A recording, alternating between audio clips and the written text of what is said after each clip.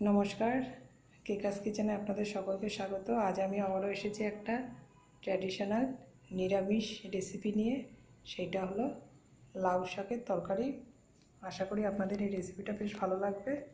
যদি আপনাদের ভালো লাগে আমাকে লাইক, শেয়ার, কমেন্ট করবেন। আর যারা এখনও আমার চ্যানেলকে সাবস্ক্রাইব করেননি তারা এরকম নিত্য নতুন রেসিপি পাওয়ার জন্য এক্ষুনি আমার চ্যানেলকে সাবস্ক্রাইব করবেন। তবে চলুন রেসিপিটা দেখে নিন।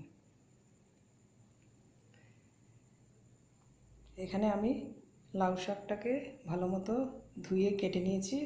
খুব ছোট টুকরো করলে হয় না, এটা একটু বড় টুকরো করতে হয়। আমি বড় বড় করে টুকরো করে নিয়েছি।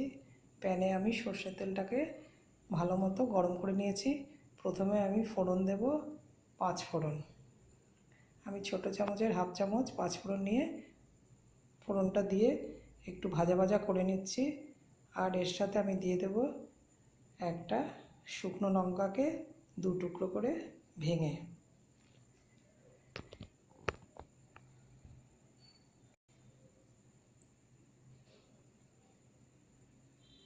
আমি নিয়ে নিয়েছি একটা বড় মাপের আলুকে এরকম ডুমো ডুমো করে কেটে নিয়েছি। প্রথমে আমি আলুটা দিয়ে দিলাম। এবার আমি দিয়ে দেবো এরকম টুকরো করা কুমড়ো। আলুর সমপরিমাণ কুমড়ো নিয়েছি। আমি কুমড়ো আর আলুটা ভেজে নিচ্ছি। এবার আমি দিয়ে দেব এর মধ্যে টুকরো করে রাখা বেগুন। আলু আর কুমড়োর থেকে বেগুনটা অনেকটা কম নিতে হবে। আমি সেই মতো বেগুনের টুকরো নিয়ে নিয়েছি। এবার আমি তিনটে একসাথে বেশ ভালো মতো কিছুক্ষণ ভেজে নিচ্ছি। আমি এখানে প্রথমে দিয়ে দিলাম হলুদের গুঁড়ো, ভালো মতো মিশিয়ে আবারও নেড়ে চেড়ে নিচ্ছি। আমি ওভেনে আঁচটা মাঝারি করে রেখেছি। এইভাবে আমি কিছুক্ষণ ভেজে নিচ্ছি। এবার আমি এর মধ্যে দিয়ে দেব জিরের গুঁড়ো।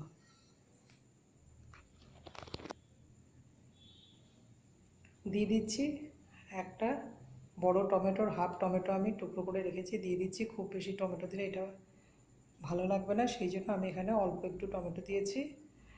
এবার আবারও এটা ভালো মতো মিশিয়ে নিয়েছি। এখানে আমি নিয়ে নিয়েছি হাফ ইঞ্চি আদা আর একটা কাঁচা লঙ্কা। আমি আদা বাটাটা এর মধ্যে দিয়ে দিলাম। আবারও আমি ভাজা করে নিচ্ছি।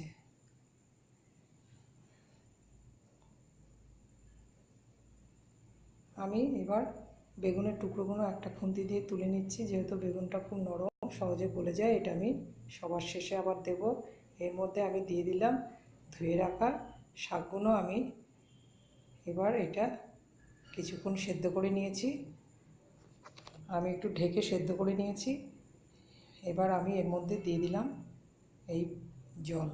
এখানে লাউ শাকের তরকারিতে একটু জল বেশি দিতে হয়, কারণ লাউ শাকের তরকারি সেদ্ধ হতে অনেকটা জল লাগে আর অনেকটা সময়ও লাগে। সাথে দিয়ে দিলাম স্বাদ মতো নুন। আবারও আমি নেড়ে চেড়ে এটা ঢেকে সেদ্ধ করে নিচ্ছি।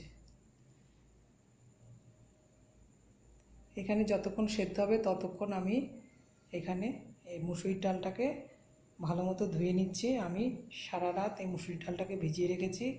আমি আবারও ভালো মতো কষলে কষলে এই ডালটা ধুয়ে এই ডালের মধ্যে যে পাউডারটা থাকে ফেনা ফেনা হয় সেটাকে ভালো মতো ফেলে দিচ্ছি, যাতে কোনো রকম পাউডারের গন্ধ না থাকে। আমি 3-4 বার এটা ধুয়ে গ্রাইন্ডারে একটা কাঁচা লঙ্কা দিয়ে গ্রাইন্ড করে নিচ্ছি। আবারও আমি আরেকটা প্যানে সাদা তেল বসিয়ে দিয়েছি। আমি এখানে সেই মুসুর ডাল বাটাটাকে বড়ার আকারে ছোটো ছোটো করে ভেজে নিচ্ছি। এর মধ্যে আমি দিয়েছি নুন আর একটা কাঁচা লঙ্কা। এবার আমি সমস্ত ডালের বড়া আকারে দিয়ে দিয়েছি ডালটাকে। এবার আমি আরেক পিঠ ভালো মতো লাল করে ভেজে নিচ্ছি।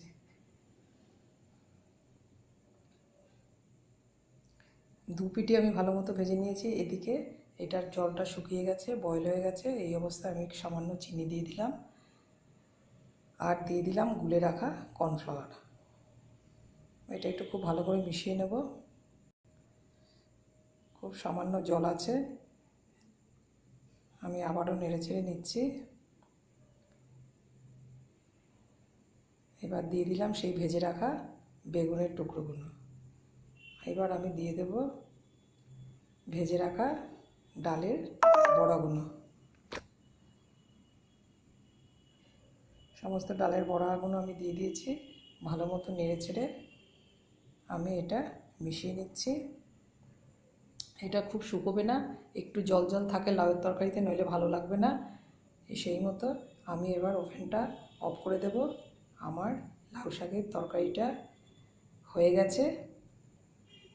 আমি এটা সার্ভিং ডিশে তুলে নিয়েছি।